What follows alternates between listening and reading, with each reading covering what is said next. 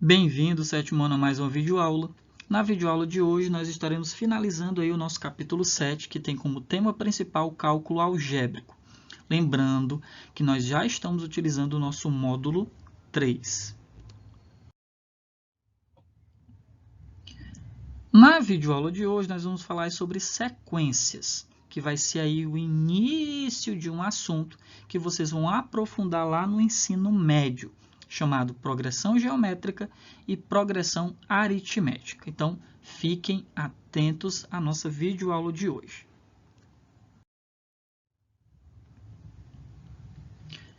Então, turma, temos aí, duas sequências. Pedro escreveu alguns números em algumas fichas. Nós observamos que na primeira situação, essas fichas não estão aí organizadas, elas não estão obedecendo ordem alguma. Já na segunda situação, essa sequência, ela foi organizada, está obedecendo uma ordem, e nós podemos aí até já afirmar que essa ordem é uma ordem decrescente, pois os números foram organizados do menor para o maior.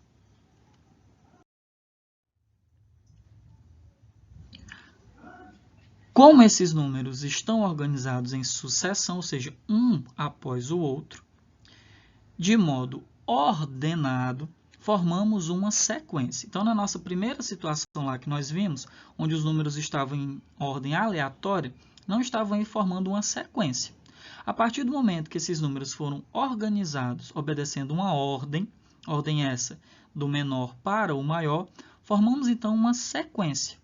Nessa sequência, o número 2 é o primeiro termo, o número 5 é o segundo termo, o número 12 é o terceiro termo e assim sucessivamente.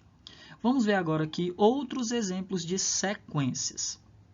Podemos destacar sequência dos dias da semana, onde domingo é o primeiro dia, segunda é o terceiro, segundo é o segundo, terça é o terceiro, quarta-feira seria o quarto dia aí, seria o quarto elemento da sequência, e assim até chegarmos ao sábado.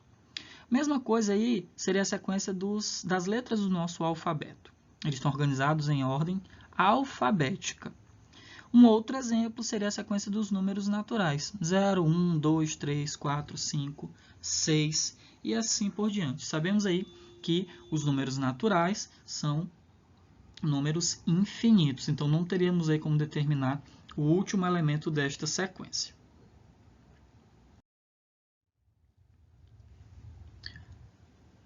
Então, vamos aqui a uma primeira situação. Considerando a sequência dos dias da semana, qual seria o terceiro, o quinto e o sétimo termo? Sabemos que o primeiro dia da semana é o domingo, como eu falei lá no slide anterior. Logo, o segundo seria a segunda-feira. Então, o terceiro termo seria terça-feira, o quinto termo seria quinta-feira e o sétimo termo seria o sábado. Então, é uma sequência? É, porque ela está obedecendo uma ordem.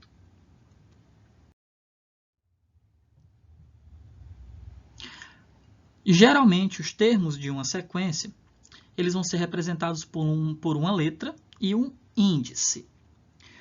O primeiro termo é representado por A e o índice vai ser 1. Então, nós lemos o quê? O primeiro termo vai ser representado por, só um instante, A índice 1.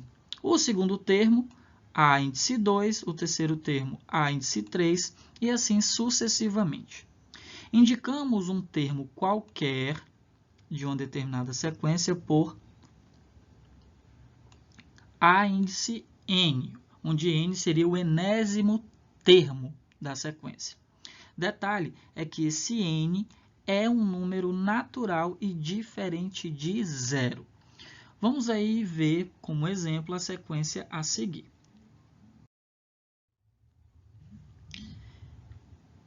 Pois bem, turma, temos aí os números 2, 4, 6, 8, 10, 12, 14, 16 e 18.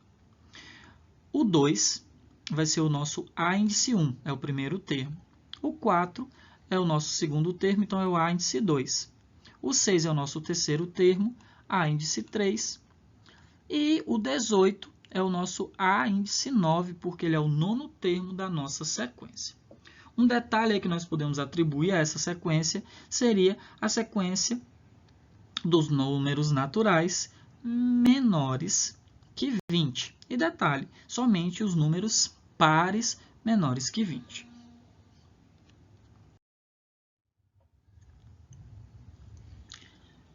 Para algumas sequências, turma, vai ser possível escrever uma lei de formação. E aí, o que seria essa lei de formação? É uma expressão que possibilita determinar qualquer termo dessa sequência, conhecendo apenas a sua posição. Por exemplo, para determinar os termos da sequência cuja lei de formação, que está sendo representada aí por expressão algébrica, né, obedece o seguinte critério, onde A índice n é igual a 3 vezes n, com n natural, como eu falei no slide anterior, e diferente de zero. Então, olha só, atribuiremos valores ao n. Então, olha só, para eu saber qual é o primeiro termo da sequência que obedece essa lei de formação, que lei de formação é essa? A índice n igual a 3n.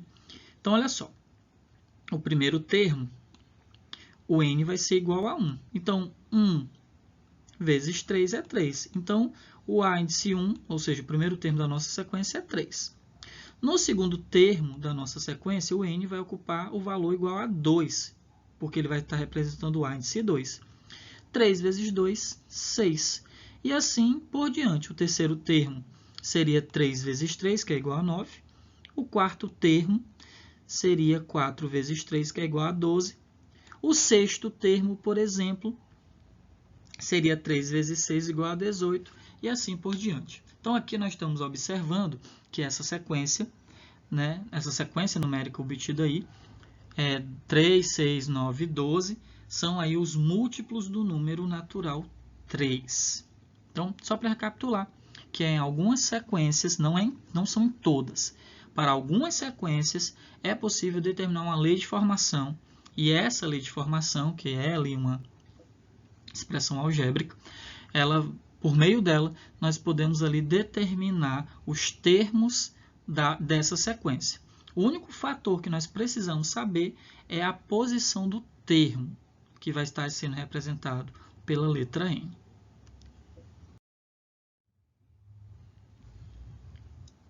Mais um detalhe, turma. Dizemos que uma sequência é finita quando é composta de certa quantidade de termos, ou seja, existe o último termo da sequência.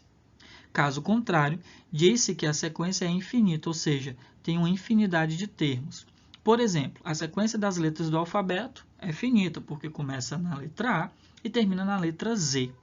Já a sequência dos números naturais, como eu falei, é infinita.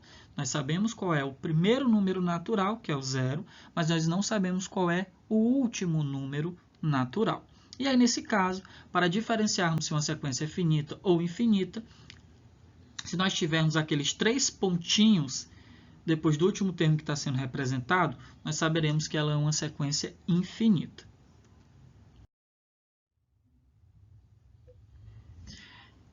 Então, turma, já em algumas sequências, os primeiros termos são conhecidos, como é o que nós estamos observando aí nessa nossa sequência em questão, né? Então, nesse caso aí, nós não vamos depender somente da posição do termo na sequência, porque nós já conhecemos alguns deles. Então, olha só. A cada termo, o A índice n, pode ser calculado a partir de seus antecessores. Então, aí nós não temos, digamos ali, a lei de formação, que é aquela expressão algébrica, para determinar o valor do termo. Nós vamos nos utilizar dos termos já existentes. Então, como exemplo desse tipo de situação, nós podemos aí citar a sequência com essa característica, é a sequência de Fibonacci, que é composta de números naturais. Ela foi publicada em 1202 no livro do Ábaco, que foi escrito pelo matemático italiano Leonardo de Pisa, mais conhecido como Fibonacci. Então, aí na nossa sequência, nós temos 1, 1, 2, 3, 5, 8, 13, 21, 34 e 55. Observe que ela é uma sequência infinita, porque aqui nós temos os 3 pontinhos.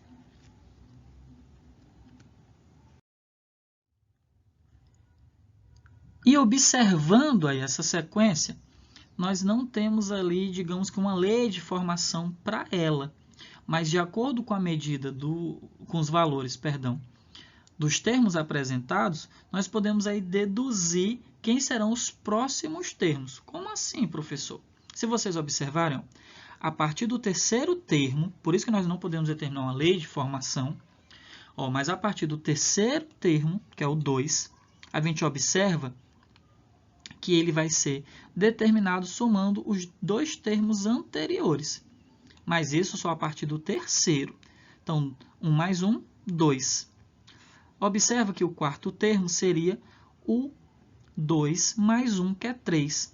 O número 5, que estaria ocupando a 1, 2, 3, 4, a quinta posição, seria a soma do quarto com o terceiro termo. Então, 3 mais 2, 5.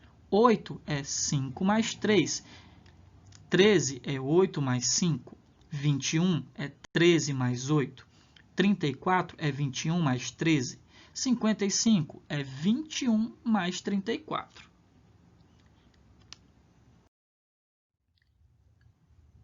E aí, turma, com base nisso, quais seriam os dois próximos termos da sequência? Então, temos aí que o A índice 11, ou seja, o 11º termo da nossa sequência, seria 55 mais 34. Portanto, o A índice 11 seria 89. O A índice 12 seria, então, o nosso A índice 11 mais o nosso A índice 10, ou seja, seria 55 mais 89. Então, o nosso A índice 12 vai ter valor igual a 144. Não temos uma lei de formação, mas nós observamos que a partir do terceiro termo, na sequência de Fibonacci, ele vai ser igual à soma dos dois termos anteriores.